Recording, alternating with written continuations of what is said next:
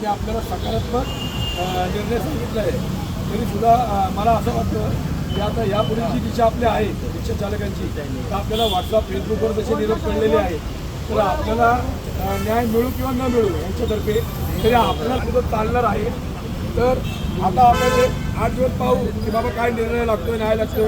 आणि जर मुख्यमंत्री साहेबांनी जर आपल्याला आता सांगितलं आपल्याला की बाबा मंगळवारचा दिवस घेतलेला आहे, तर आपले काही प्रतिनिधी असतील तर तुम्ही या, म्हणजे सगळ्यांचा जो काय सकारात्मक विषय होईल तो होईल. आणि जरी समजा नाही लागला तरी आपण मागाशी ठरवल्याप्रमाणे 500 ते 1000 रिक्षा पुण्यापासून सगळं नियोजन करू, सगळं पुण्यापासून ते मुंबईपर्यंत आपण त्या शिकून जाऊ आणि हा लढा आपण सगळ्या मागण्यासाठी यशस्वी करून दाखवू. जर तुम्ही ताकद लावली तर आमची ताकद लागणार आहे, पण त्याच्यात सगळ्यात महत्त्वाची रिक्षा चालकांची भूमिका आहे. तर तुम्ही सगळ्यांनी आज जो वेळ काढला आहे तो असाच त्यावेळेस द्या. आणि जे व्हॉट्सअपला मेसेज येतात त्या आपल्या दुसऱ्या ग्रुपला पण आपण स्वतःहून फॉरवर्ड करा की जेणेकरून रिक्षा चालक कसा एकत्र होईल आणि कसा ह्या लढ्याला सक्षम उत्तर देईल. त्याच्यासाठी आपल्याला मोठा लढा हा द्यावा लागणार आहे.